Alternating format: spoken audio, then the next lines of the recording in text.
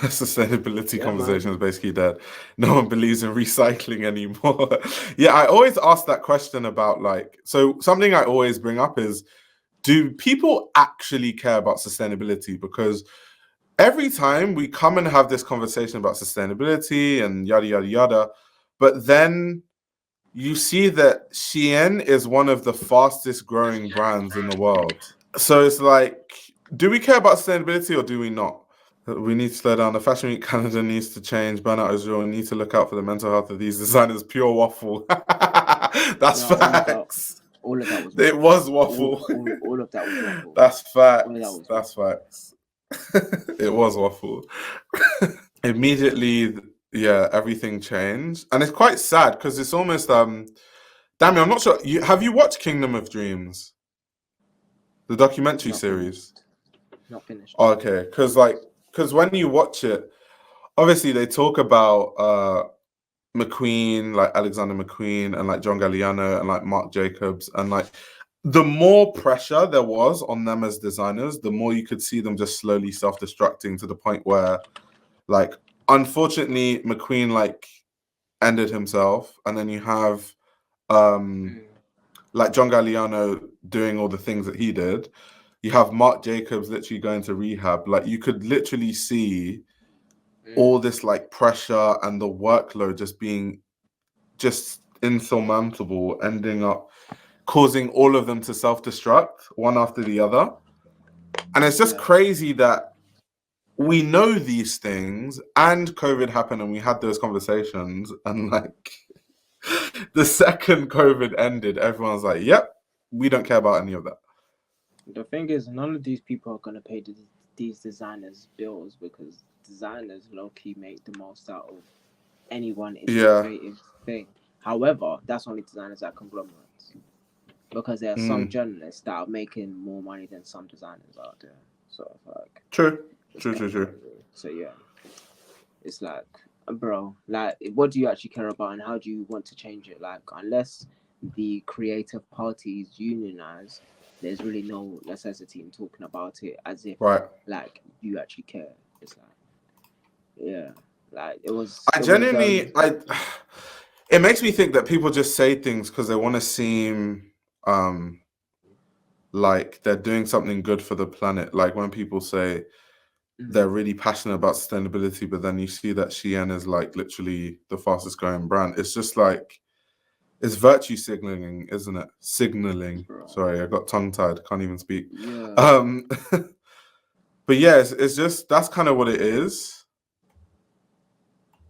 no, like It's this. kind of It was. like it's kind of Um, like it's like politics, right? It's like if you live online, that's why I say like online is not real life. If you live online, let's say when before Trump became president, right? A mm, lot of people online were saying Trump is crazy, Trump is this, Trump is that, Trump is that. So people that live perpetually online and not they don't know how the average person thinks, mm, um, they would have thought, yeah, there's no way Trump is winning. And then also maybe some people actually voted for Trump, but they just kept it to themselves because they don't want to be like cancelled or whatever. So then in mm, private they would vote for Trump, but then publicly they'll like say whatever they say. So that's why people are shocked when he becomes president. Like, oh my god, I never would have thought that could have happened. yeah, I feel like it's a similar thing with sustainability. Like a lot of people say, "Oh, we care about sustainability. Oh, we this. Oh, we that. Oh, conscious spending, no overconsumption." But then how does that reflect on people's actual buying decisions, though? The proof is in the pudding. yeah. No, people are faking it, and I maybe they meant well, maybe it came from a nice, good place, but the reality Mm, is like arguing with me when I came with some logic was at the detriment because 4 years later I will still talk about it because I'm trying to figure out how to bring the business side, which is the manufacturing and distribution side, to the consumer side because mm. it's an update in technology in really completing the will rather than, a, like rich people meeting, flying their jets all over the world, do a meeting that is about sustainability when, yeah. I mean, Decent ones as well. sustainability. To be fair, because I Correct. think someone was saying that. What was someone saying? Someone said, "I believe we do care about sustainability. It's just not as widely available to the public. Look at vegan leather." Okay, so the thing about vegan leather is that it's just a vague term. Vegan leather can be anything from pineapple leather, cactus leather, which is actually a lot better as an alternative, to very, very harmful plastics and very low quality plastics that peel very quickly. So it's a very broad term. It can mean anything, but a lot of brands leverage that to just sell you cheap plastics, basically. Yeah.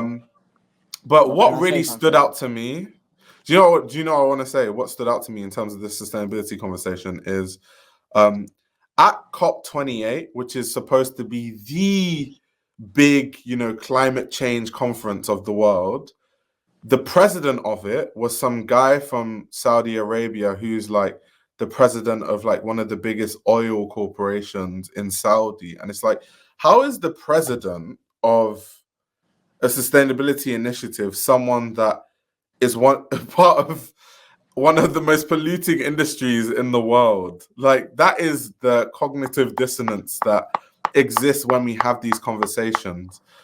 So it's not even just about it being a niche thing. Even when we're looking at, the biggest conferences and stuff like that, and you look at who's the president, who are the top speakers, who are the keynote speakers, and it's like, how, like, is this a joke? Yes, it's a joke. It's a joke to them, and this my thing, right? Okay, let's go off because I love sustainability like a lot, like. But first of all, vegan level, I don't even like that phrase because it's like 9 out of 10 times it's plastic and it's oil, right? And this is the other thing that ties into COP28, right? Is that you need oil to be sustainable because it's either that or it's cobalt, which means Mm, people are being harmed in the Congo, or should I say in Congo. hmm And it's like there is two evils. There's major evils out there that are just say evils. I'm being poetic, but out there that are people are trying to fight against. But when it comes to the nuts and bolts behind everything, it's like who is bringing these sustainability people that don't make billions to change an industry that's worth trillions?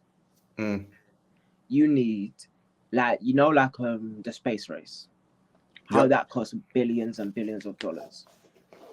Or just yeah, I think it was 11 billion, something like that. It was something wild like that. Um,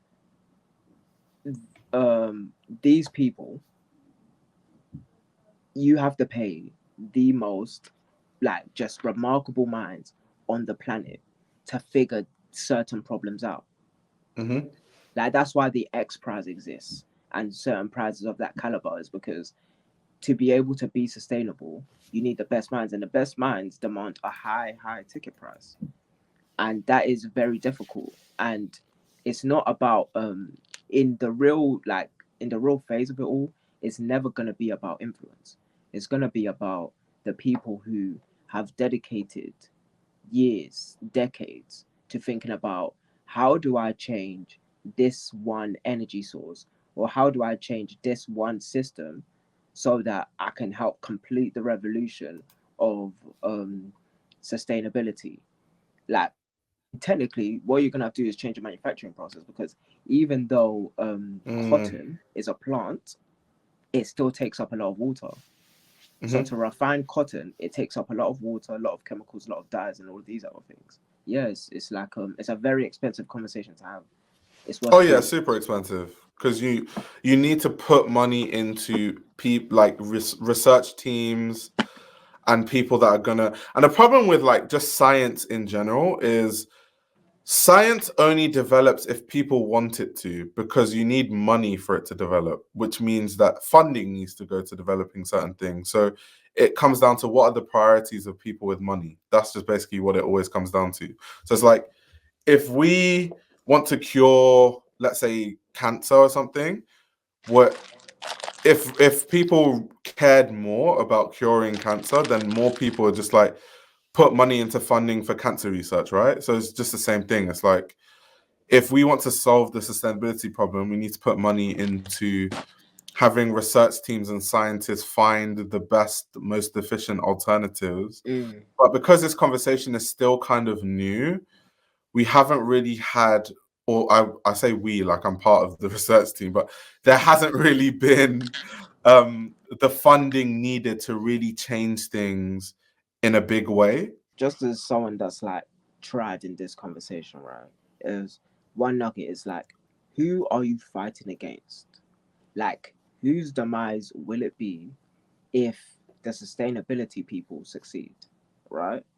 And I'm gonna. There's a spoiler. It's not gonna be oil people, because oil people are already in the electric battery business, just like cigarette people are in the vaping business. Vaping has took over. And But then, okay, if we have that Go on. conversation, yeah. So if you think of let's say batteries, like, okay, how do they get these batteries? Okay, you have people literally creating coups in Bolivia, like overthrowing governments and destroying the natural ecology in the country just because they want to mine lithium. So even in the battery business, once again, it's like you're Exactly. destroying the economy. It's like finite resources. It's not infinite. There's not an infinite amount of lithium in those areas. And once you destroy the ecology, you've destroyed it permanently. So once again, it's still an issue. It's a massive issue. Yeah. It's just one issue to another. And that goes into like just the people that are trying to be sustainable properly, they're like or should I say make these companies, they're making enemies of the biggest luxury houses and the biggest distributors and manufacturers of whatever industry that they're.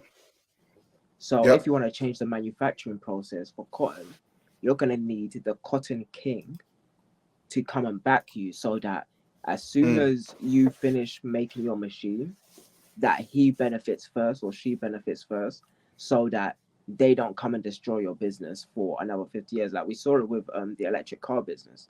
The electric car business was stifled because the car companies were like, no, this person's invention is not going to see the light of day.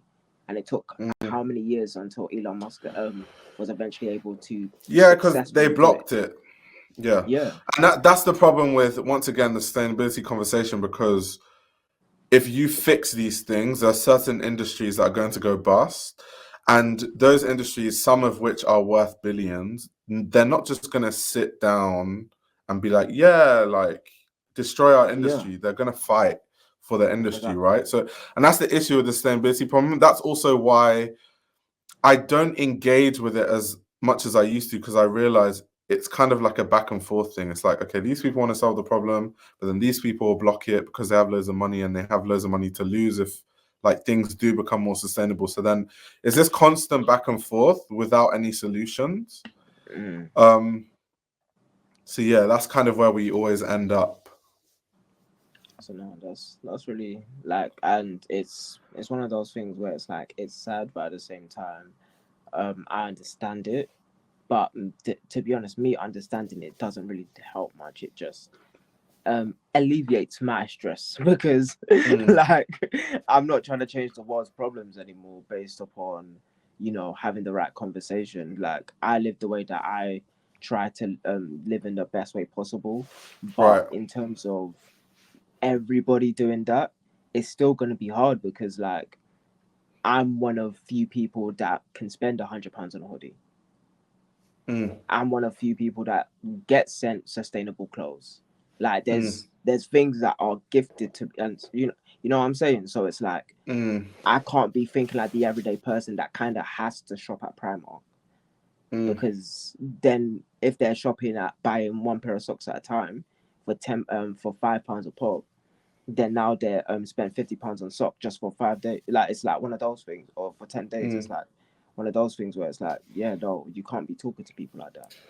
Yeah, and also, I mean, not having money means that your life is more expensive, which kind of sounds counterproductive, but it is true. Because let's say if you're someone that has a lot of money, then you can buy things in bulk, which in the long run are cheaper. But if you don't have a lot of money, you just have to buy things as you can afford it, which normally means you're buying the most expensive version of it, like singles and all that sort of stuff. So in a weird, twisted way, being less fortunate or like being poor actually means that your necessities become more expensive. It's kind of really twisted.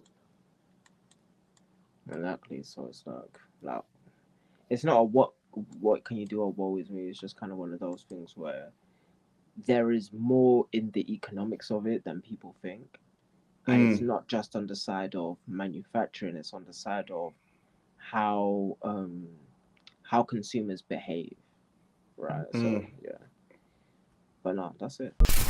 This YouTube channel runs on your support. If you want to support the channel, you can subscribe to my Patreon. You'll gain access to exclusive content that includes everything from my Patreon podcast, where I give a behind-the-scenes insight into the fashion industry, as well as a fashion book club where I review my favorite fashion books. You can also check out my fashion ebook, which highlights the best fashion journalists to follow, definitions of common fashion terminology, and how to determine what a good source of fashion information is. The links to everything are in the description below.